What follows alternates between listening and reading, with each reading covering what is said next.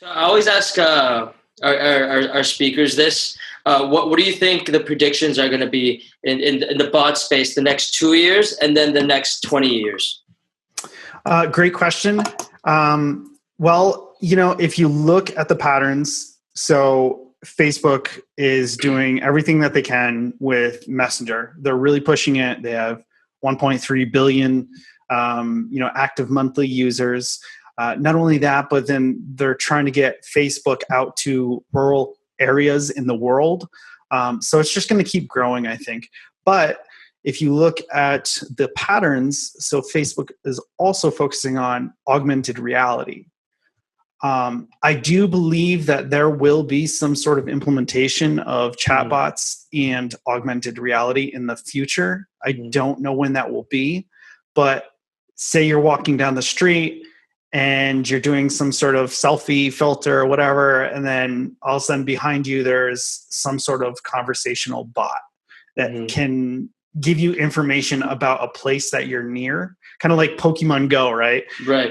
Imagine holding that up and all of a sudden it's a conversational interface, but in augmented reality.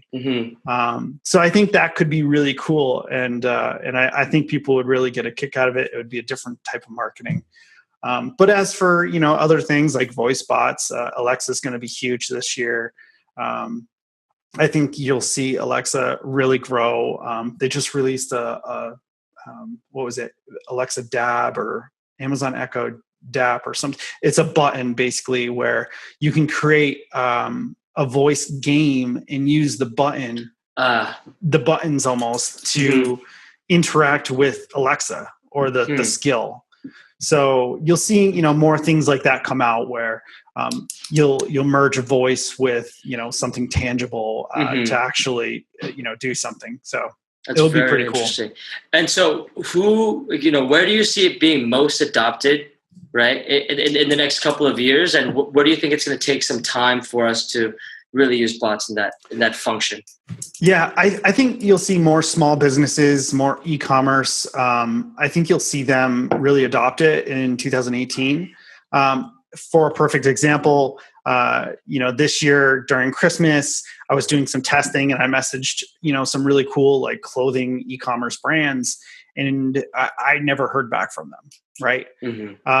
So that will be obsolete in the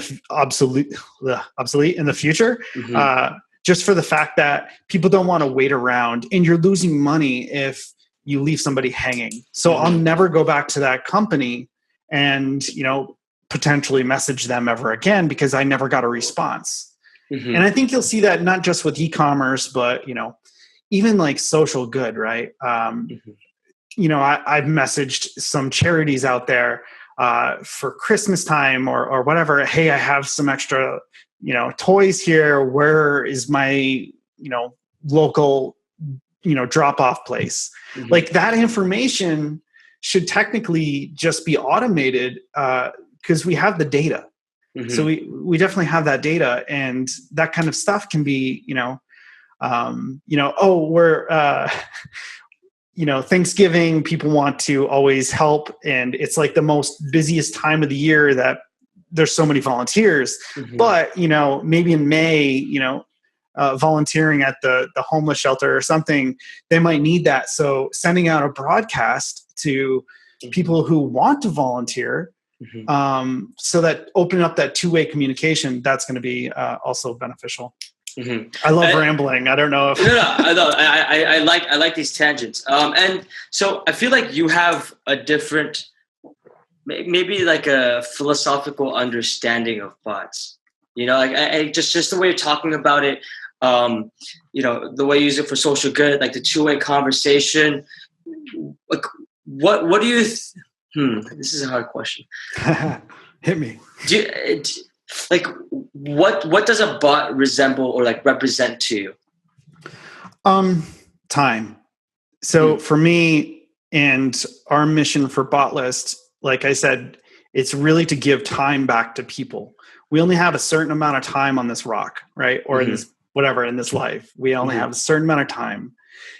For me, a bot means taking a task or automating something that you don't necessarily need to handle because you can go painting or walking in the park, or because the bot should technically automate that. There should be bots out there where, and I know this is getting, deep down the rabbit hole, but I buy the same milk every week, right? Mm-hmm. I shouldn't have to write down on a pad of paper or in my iPhone, oh, you had, 5 bowls of cereal this week or whatever, you're going to be out of milk, mm-hmm. Or chances are you're going to be out of milk. So I shouldn't have to do those tasks. I know that's probably a terrible example, but even social media, right? So Facebook with pages and stuff like that, I shouldn't have to message individual people. I should be able to broadcast my mm-hmm. audience and, let them know what's going on instead of, it getting lost in the Facebook feed. Right. Yeah. Yeah. And that's why you're seeing pages not be as popular anymore on Facebook, because you can't get the eyeballs because of the algorithm and stuff. So more people are jumping over to Messenger because you can send that direct message mm-hmm. or do whatever to your, give that information out to your audience. Hey, quick thing. When you said time, yeah, I actually, this is the first bot that I made by myself. Well, and a developer. It's called the Mori bot. You basically punch in your date of birth, and we give you the number of days you have left on average based on U.S. aging data. Oh my god! So yeah, I mean, it's the name Mori comes from memento mori, which means it's a reminder that you are going to die one day. Yeah. So the urgency, it's supposed to be an urgency thing. But that's awesome. Yeah. Well, speaking of time though, I'm terrible at shopping, right? And I'm terrible at knowing what day it is because I have my head down, I'm focused, and I should get a bot or have a bot that sends me things maybe my mom might want for her birthday or my mm-hmm. fiance might want for her birthday because that we know the data. We know what they're browsing online. We know mm-hmm. what their Pinterest boards are. We know all this stuff. Mm-hmm. Why can't I get a notification saying, hey, Cheryl, my fiance, has been looking at these 4 dresses for the past 2 weeks and it's her birthday in 2 weeks. She might want something. So things like that, you know what I mean? Mm-hmm. Yeah. Seth, so last night, Team and I, we were having a meeting with a global investor, and he not that we're seeking investment thing, but and he always asks questions, 7 questions to these startups. He has a criteria that he looks at, and one of them was risk, right? So this technology being NLP, right? What do you think is the risk of this technology? I think the risk would be in the future. I think it would be not getting out there and talking to people. Even though users don't technically want to go to brick and mortar stores and deal with customer support or really talk on the phone anymore. I think you'll always see trends go up and down no matter what they are. There was short form content with Snapchat and Instagram, and it was 5 seconds to 8 second video content, and now you're seeing long form actually come back, right? Mm-hmm, so there's always these trends. People don't they see short form content, they might scroll by it, but if it's a 5-minute video and it's intriguing, I might sit there and actually spend the time and watch it. Mm-hmm. So I guess my risk for bots would be people not getting out there and actually communicating and just automating the crap out of everything. And, basically people are going to get annoyed with the pings and the noises, and they're going to block the bots. So the risk is make sure you have, valuable content that you're actually providing and just checking in with your users and just making sure it's okay to keep sending them stuff, things like that, doing the water test, make sure it's testing the water, make sure it's warm. That the risk is definitely just being fully automated and not paying attention to the data. I would say that would be the risk. So when you mean what do you mean by not paying attention to the data? So if you have this week you sent out a broadcast and you have 20% of your users are blocking your bot, at that point it's like, well, what happened? Am I off with this broadcast? Have I been too spammy? Right.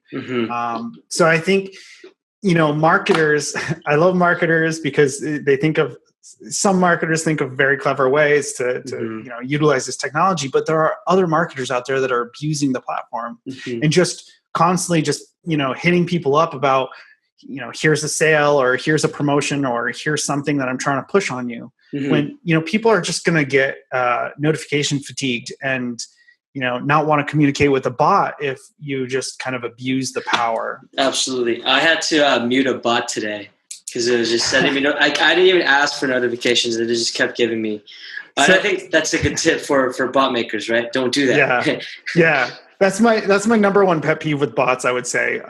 Like I said, I do test, multiple bots a day because we have to do a approval process for BotList. And especially with Facebook, you would go nuts if you heard the amount of pings that I hear on a daily day. And I have to mute all of them or block all of them because, well, not all of them, but most of them because they abuse it. Right. Or they don't follow the guidelines, like Facebook's guidelines. So that's another thing. If you mute or block and you're still annoying somebody, because technically I think they can still get through it at times, because I know I've muted people or blocked them and I still get that message and I'm like, wait, I know I blocked you. How are you getting through?